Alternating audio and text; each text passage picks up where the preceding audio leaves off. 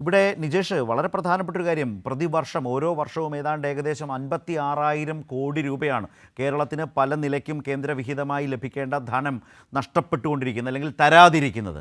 അപ്പോൾ അവിടെ ഉണ്ടാകുന്ന ഗ്യാപ്പ്, ആ വിടവ്, അത് കേരളം കഴിയുന്നത്ര നികുതിയേതര വരുമാനത്തിലൂടെ, അതായത് കേരളത്തിൻ്റെ തനത് വരുമാനത്തിലൂടെ മുന്നോട്ട് പോകാനാണ് ശ്രമിച്ചിട്ടുള്ളത്. 17% വർധനവ് അതിൽ സംഭവിച്ചു. അവിടെയാണ് ഇത്ര വലിയ സാമ്പത്തിക ഉപരോധം ഒരു കേന്ദ്ര സർക്കാർ വരുത്തിയിട്ടും നടത്തിയിട്ടും അടിച്ചേൽപ്പിച്ചിട്ടും അതിനെ അതിജീവിക്കാൻ കഴിഞ്ഞു എന്ന്, അല്ലെങ്കിൽ ആ ഏറ്റവും ദുർഘടമായ ഒരു കാലം അതിജീവിച്ച് നമ്മൾ നിൽക്കുന്നു, ധനസ്ഥിതി മെച്ചപ്പെടുന്നുവെന്ന് ആത്മവിശ്വാസത്തോടൊരു ധനകാര്യമന്ത്രി പറയുമ്പോൾ അതൊരു രാഷ്ട്രീയ പരാമർശമല്ല, അത് കണക്കുകൾ വെച്ചുള്ളതാണ്.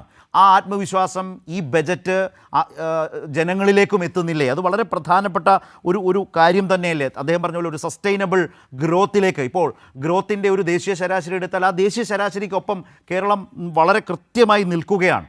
അങ്ങനെ പ്രതിസന്ധികളെ അതിജീവിച്ച് ഒരു ധനസ്ഥിതി മെച്ചപ്പെടുത്താൻ കഴിയുന്ന ശക്തമായിട്ടുള്ള ഒരു നേട്ടം എങ്ങനെയാണ് അവഗണിക്കാനാവുക?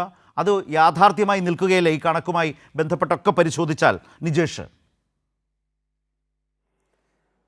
ഞാനതിലേക്ക് വരുന്നതിന് മുമ്പ് ശ്രീ NN കൃഷ്ണദാസ് പറഞ്ഞ ചില പരാമർശങ്ങൾ, ഫ്രസ്ട്രേഷനാണ് പ്രതിപക്ഷ നേതാവിന്, കെ കരുണാകരനും ആന്റണിയും ഉമ്മൻചാണ്ടിയും ഒന്നും എങ്ങനെ ആയിരുന്നില്ല എന്നൊക്കെ പറയുമ്പോൾ എനിക്ക് അധികകാലത്തെ അനുഭവ പരിചയമൊന്നുമില്ലെങ്കിലും ശ്രീ കെ കരുണാകരൻ മുഖ്യമന്ത്രിയും പ്രതിപക്ഷ നേതാവുമായിരുന്ന കാലത്ത് SFIയും DYFക്കും വിളിച്ച മുദ്രാവാക്യങ്ങളൊക്കെ എൻ്റെ മനസ്സിലുണ്ട്. ആന്റണിയെ പറ്റി വിളിച്ചതും അതുപോലെ ഉമ്മൻചാണ്ടി സാറെ പറ്റി വിളിച്ചതും ഒക്കെ ഉണ്ട്.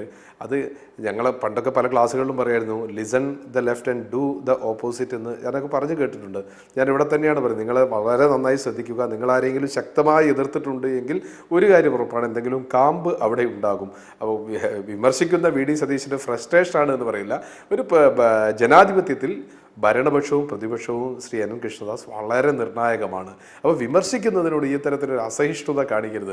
VD സതീശൻ പറഞ്ഞതിനോട് എന്തെങ്കിലും അഭിപ്രായ വ്യത്യാസമുണ്ടെങ്കിൽ പറയാൻ അതിനുള്ള സ്വാതന്ത്ര്യമുണ്ട്. അല്ലാതെ നെഗറ്റീവ് എനർജിയുമായി പറഞ്ഞു വരുന്ന നെഗറ്റീവ് ഇമ്പാക്റ്റ് ആണെന്നൊക്കെ പറഞ്ഞു കഴിഞ്ഞാൽ അതൊക്കെ എത്രത്തോളം ശരിയാണ് എന്ന് പരിശോധിക്കുക. ഞാൻ അതിലേക്ക് പോകുന്നില്ല. രണ്ടാമത്തത്, എവിടെയാണ് ശരത് നമുക്ക് കേരളത്തിൽ ഒരു മാറ്റം ഫീൽ ചെയ്യുന്നത്? ഇപ്പോൾ വരുമാനം കൂടി എന്ന് പറയുന്നു, നമ്മൾ സസ്റ്റൈനബിളായിട്ട് മാറുന്നു എന്ന് പറയുന്നു. ഏത് മേഖലയിലാണ് കേരളത്തിലെ സാധാരണക്കാരായ ആളുകൾക്ക് ഈ മാറ്റം ഫീൽ ചെയ്യുന്നത്? ബഡ്ജറ്റ് 4 കഴിഞ്ഞ് 5-ാമത്തേലേക്ക് എത്തുന്നു, അതിലേക്കൊന്നും പോകുന്നില്ല. എവിടെയാണ് ഫീൽ ചെയ്യുന്നത്? സാധാരണക്കാരന്, കർഷകന് ഏത് നിലയിൽ അത് ഫീൽ ചെയ്യുന്നു? കർഷക തൊഴിലാളിക്ക് എവിടെ ഫീൽ ചെയ്യുന്നു? സാധാരണ ചുമട്ട് തൊഴിലാളിക്ക് എവിടെ ഫീൽ ചെയ്യുന്നു? കച്ചവടക്കാരന് എവിടെ ഫീൽ ചെയ്യുന്നു? പെൻഷൻ വാങ്ങുന്നവന് എവിടെ ഫീൽ ചെയ്യുന്നു? സർക്കാർ ഉദ്യോഗസ്ഥന് എവിടെ ഫീൽ ചെയ്യുന്നു? ഇതാണ് നമ്മളെ ചോദ്യം. ആ ചോദ്യമുണ്ട് എങ്കിൽ അവൻ്റെ ജീവിത സാഹചര്യങ്ങളിൽ മെച്ചം വരുന്ന ഒരു സാഹചര്യത്തിലേക്ക് വരുമാനം കൊണ്ട് എത്തിക്കാൻ സാധിക്കണം. നമുക്ക് ആ മണി ഫ്ലോയുടെ കാര്യത്തിൽ ഇന്ന് കേരളത്തിൽ വളരെ പ്രയാസമാണ്. കച്ചവടക്കാരുടെ സ്ഥിതി വളരെ വളരെ വളരെ ദയനീയമാണ്, നമുക്കൊക്കെ അറിയാം. സർക്കാർ ഉദ്യോഗസ്ഥന്മാർക്ക് ഉദ്ദേശിച്ച രീതിയിലുള്ള വരുമാനം കിട്ടാത്തതുകൊണ്ട് തന്നെ മണി ഫ്ലോ അവിടെ തടസ്സപ്പെട്ടിട്ടുണ്ട്. തദ്ദേശ സ്വയംഭരണ സ്ഥാപനങ്ങളിലെ പദ്ധതി പലപ്പോഴും വെട്ടിക്കുറയ്ക്കുന്നത് കൊണ്ട് അംഗീകരിച്ചതിന് ശേഷം നികുതി ഉണ്ടാകില്ല. കച്ചവടം മോശമാണെങ്കിൽ നികുതി ഉണ്ടാവില്ല. നികുതിയിൽ നമ്മൾ നികുതി പിരിവിൽ മികവോടെ നമ്മൾ മുന്നോട്ട് പോകുന്നു എന്ന് പറയുന്നത് തന്നെ താങ്കളുടെ സ്റ്റേറ്റ്മെന്റ് അല്ല, വരുമാനം കൂടിയാൽ അത് പ്രതിഫലിക്കണം, ദൈനംദിന ജീവിതത്തിൽ പ്രതിഫലിക്കണം. അത് പ്രതിഫലിക്കണമെങ്കിൽ സർക്കാർ പ്രഖ്യാപിച്ച പദ്ധതികൾ കൃത്യമായി നടപ്പിലാകണം. നമ്മളൊന്ന് പരിശോധിക്കുക, കഴിഞ്ഞ തവണ സർക്കാർ പ്രഖ്യാപിച്ച പരിപാടികൾ എത്രത്തോളം, 10% വേണ്ട, എബോ 70 എത്ര കാര്യത്തിലുണ്ട്? നമ്മളൊക്കെ ഏറ്റവും ക്രൂഷ്യലായി കാണുന്നതാണ് ഭവന പദ്ധതി. ഒരുപക്ഷെ ഇടതുപക്ഷ ജനാധിപത്യ മുന്നണി ഏറ്റവും കൂടുതൽ പ്രൊപ്പഗേറ്റ് ചെയ്തത്, തലയിൽ വെച്ചത് ലൈഫ് ഭവന പദ്ധതിയായിരുന്നു. കഴിഞ്ഞ തവണ 24% വിനിയോഗിക്കപ്പെട്ടത് എന്ന് പറയുന്ന സമയത്ത് എന്തോ ചില പ്രശ്നങ്ങളുണ്ട് എന്നല്ലേ?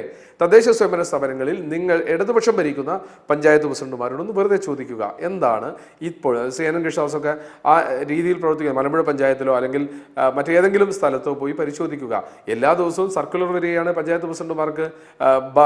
ഒരു പ്രത്യേക വാക്കുണ്ട്, വിഭവ സമാഹരണത്തിലൂടെ ഈ പദ്ധതി നടപ്പിലാക്കണം എന്നാണ്. വിഭവ സമാഹരണം എന്നാൽ നാട്ടുകാരോട് വാങ്ങണം എന്നാണ്. എത്ര കാലമായി കൃത്യമായിട്ടൊരു പദ്ധതി ഇല്ലാതെ ഈ വർഷം പഞ്ചായത്ത് മെമ്പർമാർ തവണ എങ്കിലും ഞങ്ങൾക്ക് പശ്ചാത്തല വികസനത്തിനുള്ള പദ്ധതികൾ വരും എന്ന് എന്താണ് നമ്മൾ പ്രതീക്ഷിക്കേണ്ടത്? വരുന്നില്ല. പദ്ധതിയുടെ വീതം കുറയ്ക്കുന്നതോട് STP പദ്ധതി കുറയ്ക്കുന്നു, വനിതാ കമ്പനി പദ്ധതികൾ കുറയുന്നു. അപ്പോൾ ആ ഒരു തരത്തിൽ തദ്ദേശ സ്വയംഭരണ സ്ഥാപനങ്ങൾക്ക് പദ്ധതി കൊടുക്കാൻ സാധിക്കുന്നില്ല. സർക്കാരിൻ്റെ നേരിട്ടുള്ള പദ്ധതികൾ താഴോട്ട് പോകുന്നു. ഇനി മറ്റു മേഖലകളിലേക്ക് പോയാൽ ഇപ്പോൾ 700 കോടി ആരോഗ്യ മേഖലയ്ക്ക് മാറ്റിവെച്ചു. കഴിഞ്ഞ തവണ 1000 കോടി 1500 കോടിയോ മറ്റോ കാരുണ്യയിൽ മാത്രം കൊടുക്കാനുണ്ട് എന്നാണ് പറയുന്നത്. ഒരുപാട് പണം മരുന്ന് കമ്പനികൾക്കൊക്കെ കൊടുക്കാനുള്ള സ്ഥലത്ത് 700 കോടി രൂപ വെച്ചത് കൊണ്ട് എന്തെങ്കിലും ബെനിഫിറ്റ് ഉണ്ടാകുമോ എന്ന ചോദ്യമാണുള്ളത്. സപ്ലൈകോക്ക് ഒരു 800 കോടി. നിജേഷ്, ഇത് ബജറ്റല്ലേ, കണക്കല്ലേ? നമുക്ക് ഞാൻ പൊളിറ്റിക്കൽ സ്റ്റേറ്റ്മെന്റ്, പക്ഷേ കഴിഞ്ഞ തവണ വെച്ചതിലും സെക്ടറിന് കൂടുതൽ വെച്ചിരിക്കുന്നു. അല്ല, ബഡ്ജറ്റിലെ പ്രഖ്യാപനങ്ങൾ ഞാൻ വളരെ പോസിറ്റീവായിട്ടാണ് പറയുന്നത്. ബഡ്ജറ്റിലെ പ്രഖ്യാപനങ്ങൾ നടപ്പിലാവുന്നുണ്ടോ എന്നുള്ളത് അടുത്ത ബഡ്ജറ്റ് കാലത്തെങ്കിലും പരിശോധിക്കപ്പെടേണ്ടേ?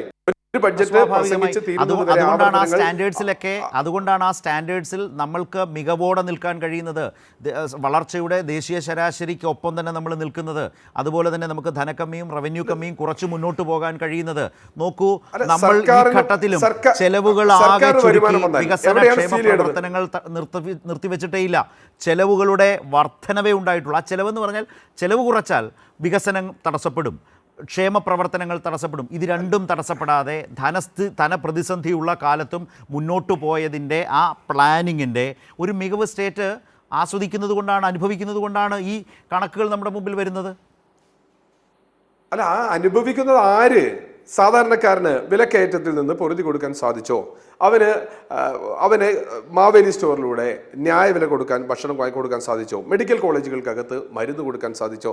സർക്കാർ ആശുപത്രികളിൽ മരുന്നുണ്ടോ? ഇതൊക്കെയല്ലേ സാധാരണക്കാരന് തോന്നുന്നത്. അവന് തൊഴിലുണ്ടോ?